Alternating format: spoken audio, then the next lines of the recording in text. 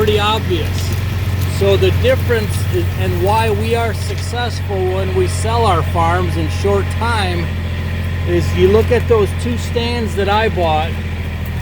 They were very reasonable investments.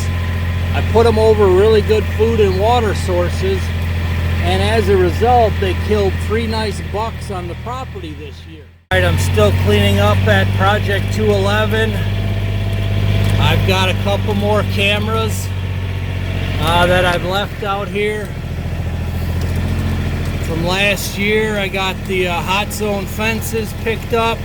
And a real quick note here on these boulders here. I moved them with the excavator when I built this little crossing, but now we've got somebody interested in purchasing stone by the ton here from our home farm, so we might start getting into that and looking for another avenue of income. And I gotta take the Kubota out of here, get all cleaned up, hopefully for a trade-in. Be nice to go shed hunting a little bit back here. Part of me feels like such a shame, all that work we did, but it was a learning experience. Moving ahead, it will serve us well. And you know, I made a tactical mistake, took on too much, but you can't just turn around and sell something when you make a mistake. You got to double down, make reasonable investments, and basically do what we did. We were able to pull a Houdini, come out with profit after a year and a bunch of hard work. So once again, we didn't quite plan it that way, but that's how it happened.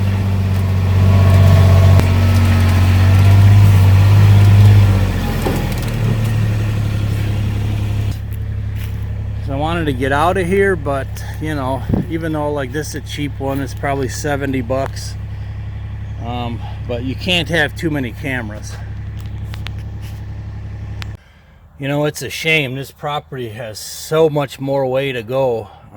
We just managed it for the tip of the iceberg. So you got spots like this. This is tucked inside of about a 25-acre cedar patch, but you got a lot of really nice flat spots like this that could be opened up for little micro plots, or even just overflow plots where you plant them but don't hunt them, and then you'll hold deer in here. Even if you're hunting the main ground, spots like this, if you're thinking ahead, you can put little micro plots, watering holes, and hold way more deer on your property. And now we're on top of one of the big ridges, and here's my second camera. It's good to know that it's still here. I mean, this property, we had good neighbors, no issues like that. But you live and you learn. I'll be darned, I just got that camera and I'm taking a leak here, and look what I see in the brush. It looks like an old one. Yeah, it's an old one. Dang it.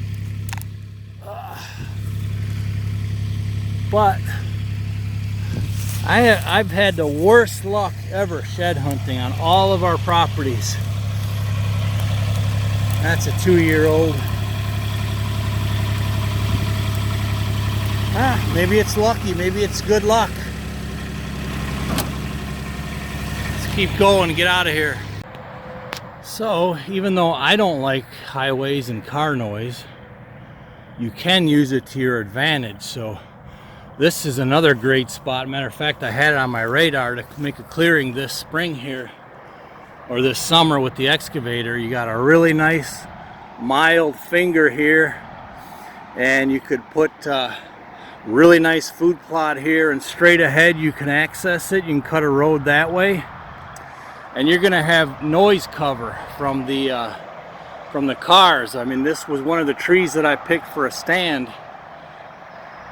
So you're gonna have deer bedded all in here, and during evening hunts, your thermals are going downhill. So the cars can be used as cover when you get in and out of your setup. So yeah, this could have been really cool right in here. Alright, so I'm finishing the loop here, but I wanted to share some thoughts on fixing up land, both for yourself and as an investment. So if you followed that Kentucky farm I looked at, the second one, I pointed out that there was a brand new deer stand at the edge of the field. Looked like it hadn't even been hunted. It was just brand new wood set up over a briar patch. That was pretty obvious. So the difference and why we are successful when we sell our farms in short time is you look at those two stands that I bought. They were very reasonable investments. I put them over really good food and water sources, and as a result they killed 3 nice bucks on the property this year. So I have instant proof that it's a good farm. Okay, so a huge difference.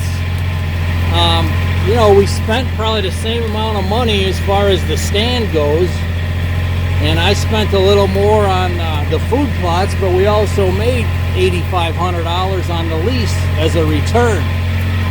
So you could see how you got to spend money to make money, and you also got to spend money to make your own land better for you. So these things all work in unison together. When you're fixing up property for investment or deer hunting, either one. I mean, they're one and the same. Deer hunting land is really a good investment. So just keep that in mind when you're either looking to buy land or looking to fix up your own place. All right, here's 2 justifications for the Polaris cab model. One, I was just about to go through that little ditch crossing there with the Kubota, and it instantly felt really soft. So I punched it and went around it instead of through it. And secondly, down here we get a lot of bizarre weather. So there was no rain in the forecast, but now look what we got on the windshield, and right now it's blowing right on me, the rain. If I had a closed up cab, it wouldn't be really a problem, and I still got about almost a mile left to get back to the front, weaving around anyways. All right, I got some gas jugs, the Ultra Seal, taking the Kubota out of here, getting closer. All kinds of junk in there, but I still have to finish these concrete footers here, because of course we've had rain now for 2 days, so I really don't want to make too bad of a mess. But I've got one pile right here and then another pile back there next to the camper. So I still have the trailer and the Branson here and just a little more cleanup, but we're getting close to being totally out of here. Totally.